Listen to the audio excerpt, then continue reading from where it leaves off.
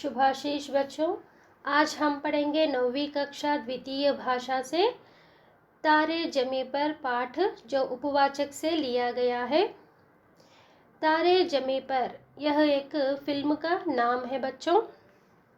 तारे जमी पर हिंदी के एक प्रसिद्ध संदेशात्मक फिल्म है। इस फिल्म में बाल मनोविज्ञान माने चाइल्ड साइकोलॉजी के बारे में बताया गया है। इसके निर्माता निर्देशक है आमिर खान, जो बहुत ही जाने माने हीरो हैं। आप सब लोग जानते ही होंगे आमिर खान को। इसके गीतकार है प्रसून जोशी और संगीतकार है शंकर एहसान लॉय। और इस फिल्म में जो कैरेक्टर निभाए हैं, जो कलाकार हैं, आमिर खान, दर्शील सफारी, टिस्का चोपड़ा, विपिन शर्मा, सचेत इंजीनियर। बच्चों, इस फिल्म के बारे में हम कुछ बातें आपको बताना चाहते हैं।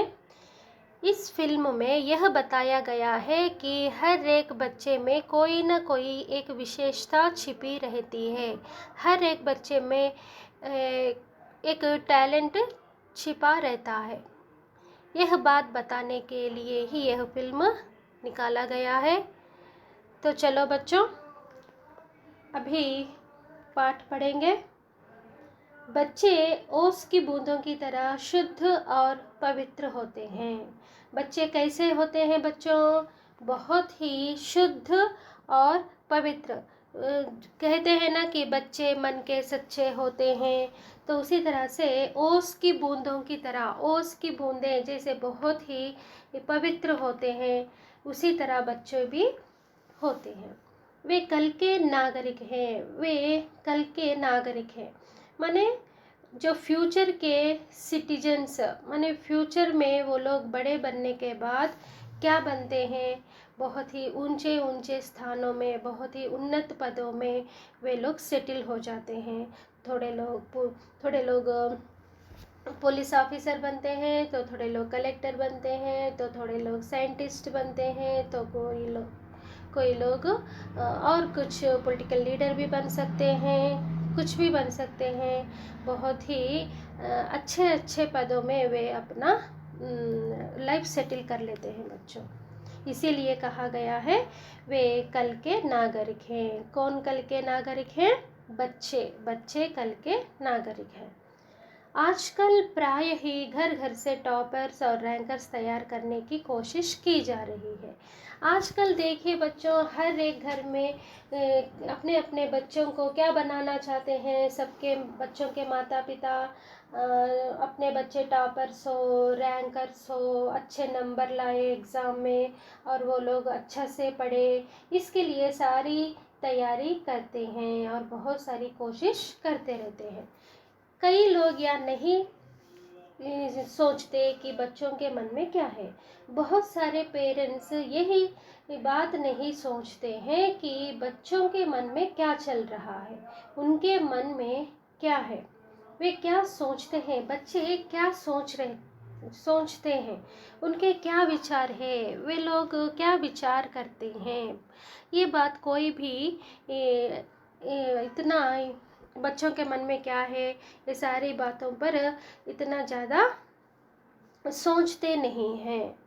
इन्हीं प्रश्नों को आमिर खान ने अपनी फिल्म तारे जमी पर में उठाया है। फिल्म की कहानी इस प्रकार है। अब ये इन सारे सवाल जो बच्चों के मन में है, ये सारी सवालों को आमिर खान ने अपनी फिल्म तारे जमी पर दिखाया है कि उनके मन में क्या चल रहा है, बच्चों के मन में क्या चल रहा है, क्या सोचते हैं, क्या विचार करते हैं। इन सारी समस्याओं को आमिर खान ने अपना फिल्म तारे जमी पर दिखाया गया है।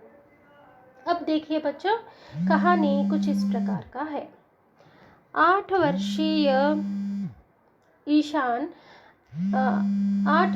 ईशान अवस्थी का मन पढ़ाई के बजाय कुत्तों, मछलियों और पेंटिंग में लगता है। जो 8 साल का लड़का था और उस लड़के का नाम था ईशान, वह पढ़ाई नहीं करता था। उसके मन में पढ़ाई के बजाय क्या चलता था? कुत्तों को देखना, मछलियों को देखना और पेंटिंग करना, इसके ऊपर उसका मन ज़्यादा लगता था। उसके माता पिता चाहते हैं कि वह अपनी पढ़ाई पर ध्यान दे, लेकिन कोई नतीजा नहीं निकलता। अब ईशान के जो माता पिता थे वो चाहते थे कि वह लड़का अच्छे से पढ़े, अच्छे से नंबर लाए, लेकिन नहीं, ईशान बिल्कुल पढ़ाई में मन नहीं देता था। वो ज़्यादा पढ़ाई पर ध्यान नहीं देता था और उनके माता पिता तो चाहते थे कि ईशान अच्छा सा पढ़े। हर एक माता पिता वही चाहते हैं ना बच्चों, कि उनके बच्चे अच्छे से पढ़े, अच्छे से नंबर लाए। लेकिन यहाँ पर जितने भी कोशिश करे ईशान के माता पिता, लेकिन उसका कोई भी रिज़ल्ट अच्छा नहीं मिलता था। ईशान पढ़ाई पे ध्यान देता ही नहीं। ईशान घर पर माता पिता की डांट खाता है और स्कूल में अध्यापकों की। ईशान तो घर में उनके माता पिता से भी डांट खाता था और स्कूल में अपने टीचरों से भी डांट खाता था। क्यों डांट खाता था? क्योंकि वो पढ़ाई पर ध्यान नहीं देता था बच्चों। इसीलिए घर में माँ बाप भी उसको डांटते थे और स्कूल में जाने के बाद स्कूल में टीचर्स भी उसे डांटते रहते थे।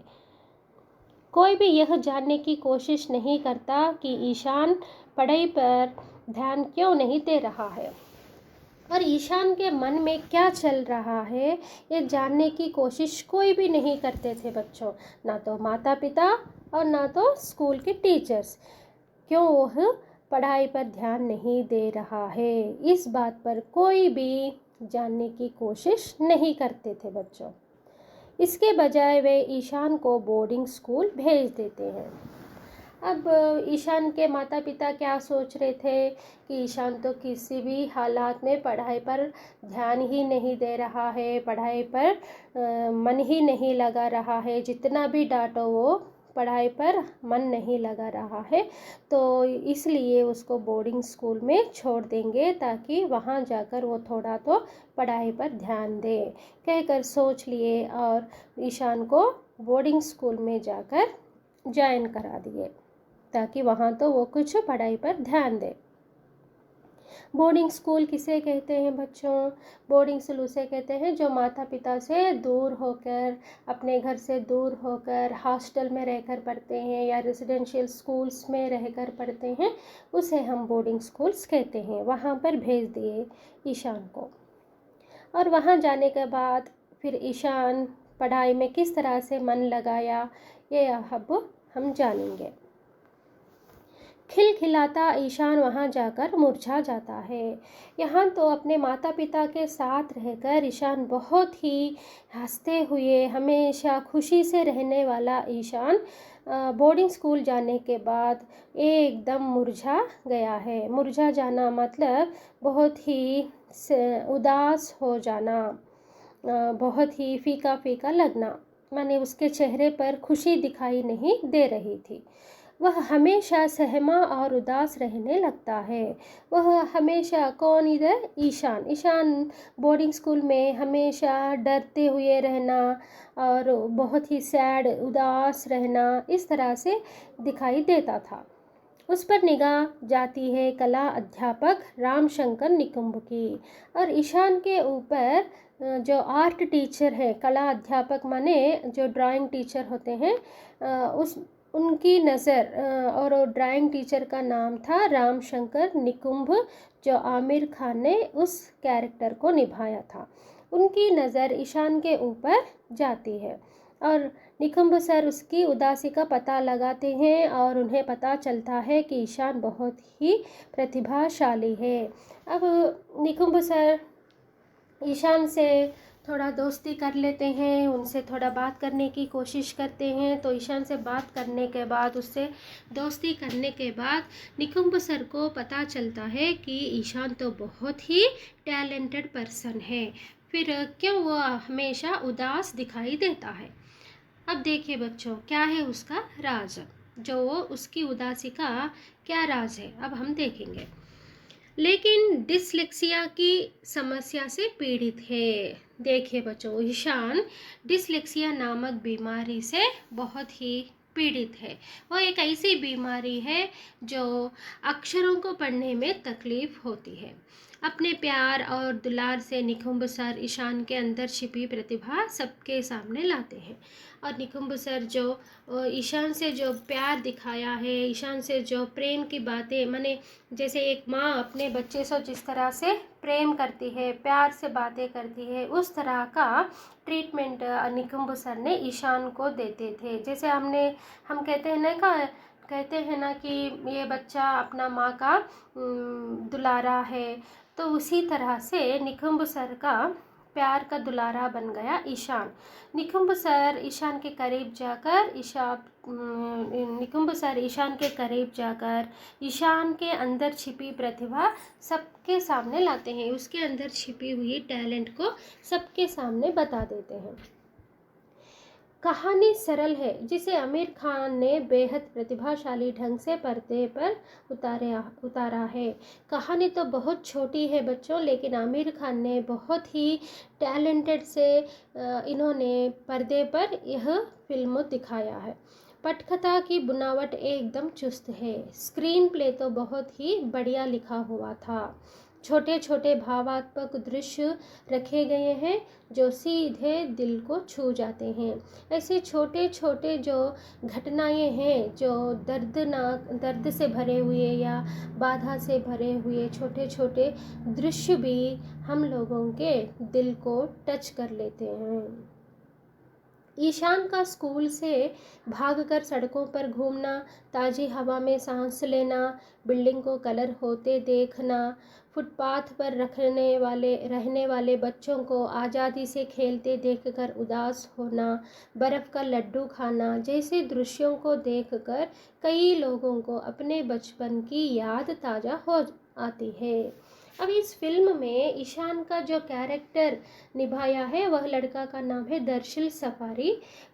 ईशान ने जो भी अपने बचपन में जो काम करते थे वो सारे काम हर एक आदमी की ज़िंदगी में भी आया होगा।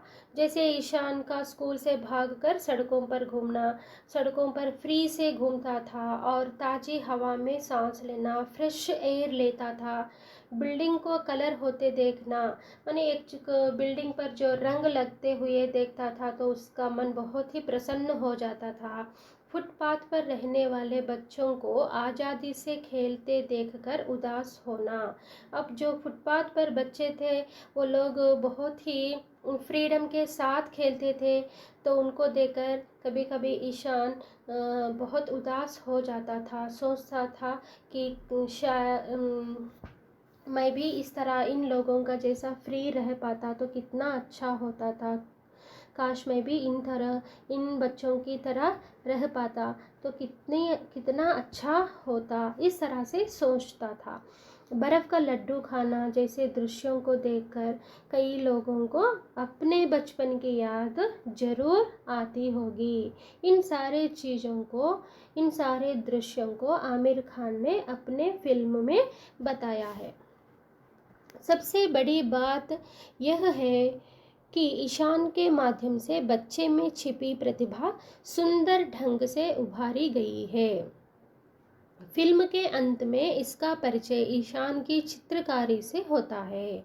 अब देखिए बच्चों, ईशान के अंदर जो छिपी हुई प्रतिभा, जो टैलेंट था, वो फिल्म के अंत में बाहर आ गया। वो अपना पेंटिंग बहुत ही सुंदर ढंग से उतारा था। चित्रकारी प्रतियोगिता में उसे प्रथम पुरस्कार मिलता है और ये जो पेंटिंग कंपटीशन था उसमें ईशान को फर्स्ट प्राइज मिला था। इसी दृश्य में आमिर ने उसकी मासूमियत को अपने चित्र से उभारा है।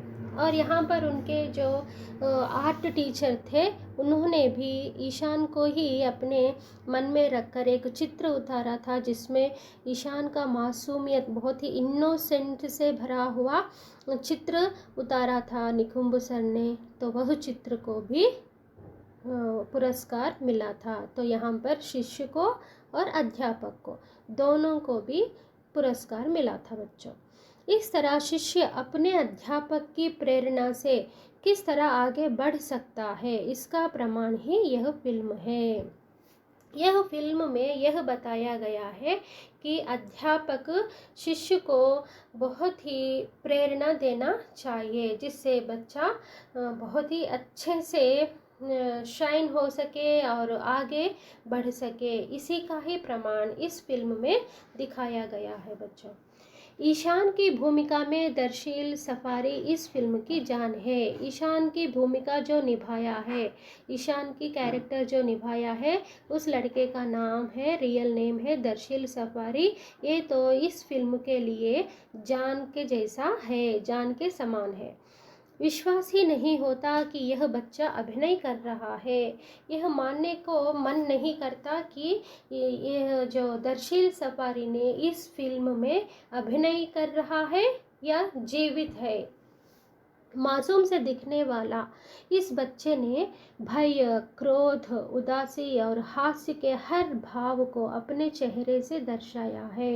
यहाँ पर जो ईशान का कैरेक्टर निभाया है, जो दर्शील सफारी ने अपने जो भी चेहरे के अंदर जो भी भाव है वह बहुत ही जीता जागता दिखाया है बच्चों। उसके चेहरे पर जो भय, क्रोध, उदासी और हास्य का जो भाव है वह उसके चेहरे में अभिनय के जैसे नहीं दिख रहा था, एकदम जीवित लग रहा था। शायद इसीलिए उसे संवाद कम दिए गए हैं। वो तो अपने चेहरे से ही सारे जो भाव थे उसे दिखा रहा था। जो बात माने डायलॉग्स के बिना वो क्या कहना चाहता है वो अपने चेहरे से बताया दिया था। तो इसीलिए इसको डायलॉग्स कम दिए गए हैं। तो बच्चों, ये रहा तारे ज़मीन पर पाठ। यह एक ऐसा पाठ है जो हर एक बच्चे में जो टैलेंट छिपी होती है उसे बाहर लाना बहुत ही ज़रूरी है। और मानव जीवन में बाल्यावस्था ही मुख्य स्थिति है। यहाँ पर यह भी बताया गया है कि समाज में जो बच्चा अपना स्थान प्राप्त करके जाति और देश का गौरव ऊंचा कर सकता है, यही इस फिल्म का संदेश है। बच्चों, मैं मानती हूँ कि आपको तारे ज़मीं पर पाठ बहुत ही अच्छा लगा होगा। तो दूसरे वीडियो में और भी अच्छे से पाठ के साथ आपके सामने आएंगे। Thank you.